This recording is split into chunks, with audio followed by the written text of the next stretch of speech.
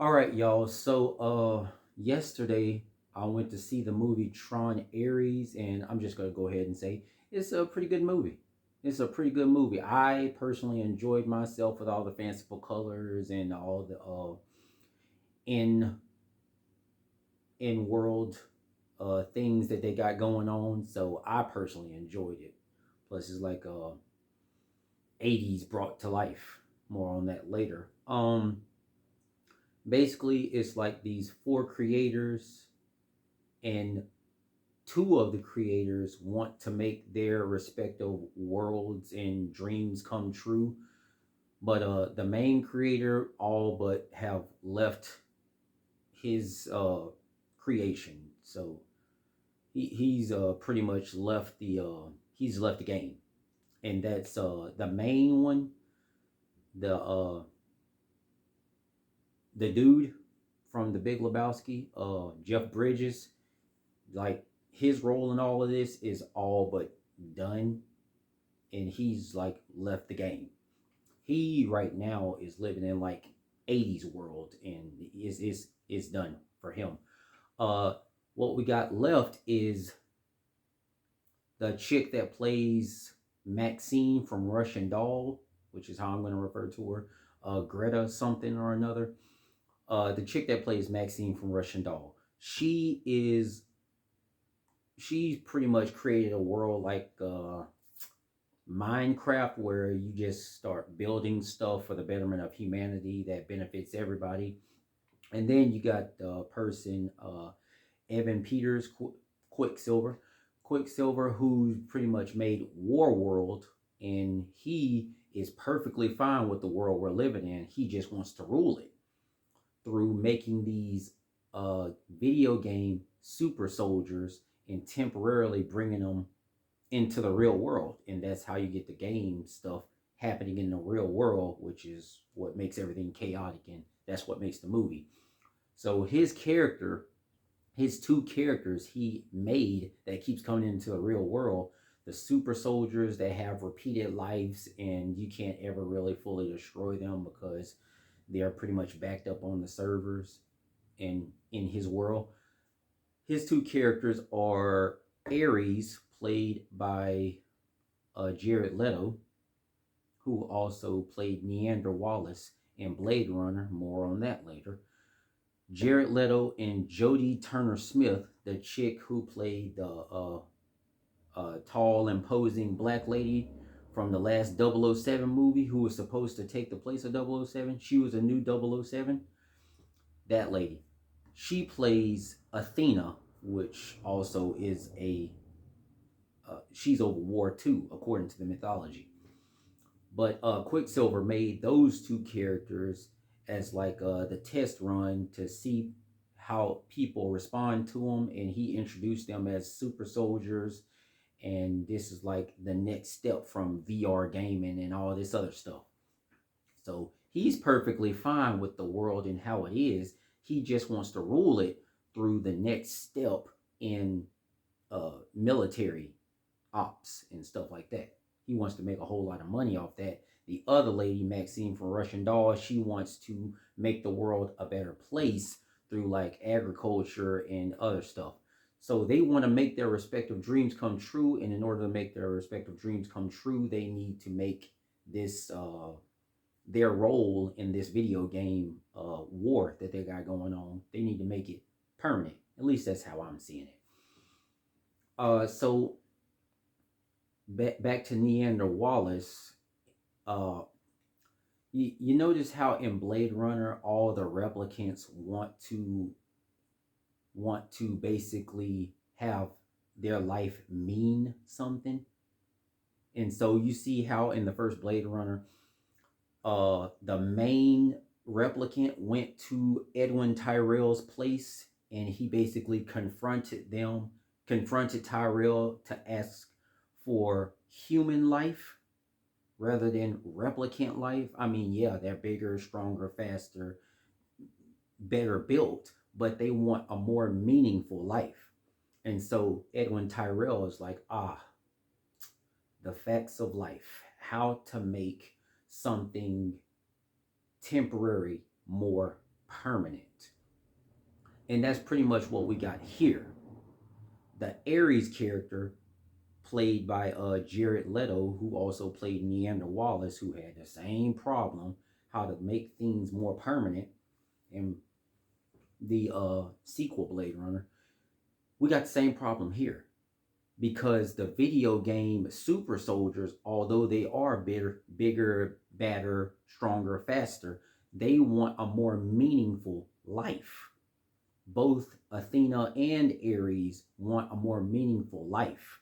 It's just that Athena is more do as the creator says. Quicksilver, the creator of those two, do as the creator says, and he will give us that more meaningful life. Ares, on the other hand, he, in his pursuit to find the more permanent life, he comes across the other creator, Maxine from Russian Dolls. And she, along the ways in the movie, she finds the permanence in the server. She has it locked inside of her. And the other creator sends his two soldiers to go get the permanence, the matrix, or the information that has the information to make them permanent, to make each of the creators' dreams come true. So later on, Quicksilver sends his soldiers to go get the permanent matrix thing to make his dream come true. And that's pretty much the crux of the movie. Her running to go back to where where her world is, to implant the matrix to make her dreams come true. Quicksilver sending his soldiers to extract the information out of her, and somewhere along the lines, he tells one of his soldiers, by any means necessary, get that information. Does she have to live? No, she's probably gonna die. Fine with us. The creator said do it, do it. Somewhere along the lines, though, a conflict of morality surges up, and Ares goes against the programming. Athena, she's a good soldier, but Ares goes against the programming, and he's like, okay, well, maybe we don't need to annihilate all human life and it just be nothing but us and the creator. Maybe we don't need to do that. And to be quite frankly, I'm a little bit curious as to what it's like to be human, what it's like to have meaning in one life, because the characters here, they can die over and over and over again, and quite frankly, their life in the real world, because he has a machine to make the characters have a temporary life in the real world. It's like, what, 5 to 30 minutes or something, but they want to have a permanent life in this real world. Of course they do. And Jared Leto, his character Ares, from continuous trips into the real world, now wants to live one meaningful, perfect life. So in the pursuit of trying to find Maxine from Russian Doll and extract the information out of her, he comes into a conflict of morality, and now that goes against his program, and now we're out to get Ares and Maxine and do away with both of them to make War World come true. So it's pretty much a race against time to upload that information into their respective worlds. And somewhere along the lines, Ares meets the old back in the day creator, the dude from The Big Lebowski, the main creator, Flynn from original Tron. He meets the original creator, and he gives him, well, the facts of life. He breaks it down for him. What's it all about? Answers all his questions to a certain point. And from that point, that's It's just a race against time to make their respective dreams come true. We either get a world where the world isn't better off, but there's one superpower, Quicksilver, in control, or we better the world through better agriculture, better medicine, and we fix the world hunger problem. So it's either one or the other, and it's pretty much a race against time to make the those worlds come true. And you can probably guess as to which world uh, came true in the movie. That's pretty much the movie, and I think there is one after credit scene. Yeah, I think there's one after credit scene. Me personally, I don't get that after credit scene because I didn't watch the original Tron. I only watched Tron Legacy and Ares. So I don't get the after credit scene. Supposedly it's a throwback, but I don't know. There's one after credit scene though. Uh I like this movie. I did. I like the video game pacing of the movie. It's go go go go go with like a little bit of storyline in between it. I liked it. I like the pacing. It's so much action going on in the colors of all this action. The hard you notice how the Tron bikes have this strip of light that's coming from it, and the light can just like cut through anything. So it's like hard light, like a Green Lantern type of deal. I like seeing that. I like seeing all the vibrant colors and stuff like that you get from the respective worlds because they visit the other worlds. They actually go in the video games and come between the real world and the video game world. And 80s world looks so cool. Uh, the video game people coming into the real world, it looks also cool. The fight scenes, they're it's like seeing any other super soldier, like seeing Captain America fight against normal people. The fight scenes are good.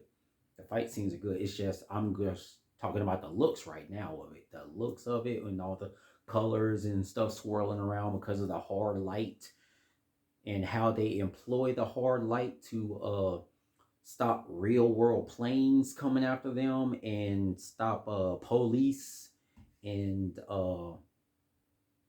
how they flow through traffic with the video game vehicles is so cool looking. You got to see it. But they give you a little teaser of it in the trailer. It looks so cool. The the video game characters timing out and crumbling to the ground. It's a cool look. I like the look of it. It's the same thing that goes for the music too. Like if you could picture yourself playing a video game and the music in the background's got your heart pacing, and it's like if you were playing Sonic. You remember back in the day when you're playing Sonic and you got it on the Sega Genesis and you just racing through the areas and the music's playing and you're all into it.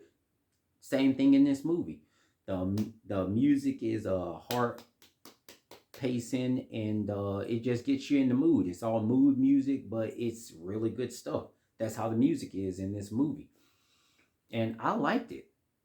Everything is go go go go go fast paced, but there's enough story in this movie that it's not cheap. It's not cheaply done. It's done very well. It's just a lot of action going on. But I liked it. I did. The characters they're interesting. They're interesting. They're not boring characters. There are no real surprisingly, there are no real wasted characters. There's the mom, Quicksilver's mom. She's in this movie trying to keep Quicksilver grounded in reality. Uh, there's a helper from Maxine, who actually she has the ideas of what she wants, and he's like the one that makes it come true. We have Minhaj, the comedian.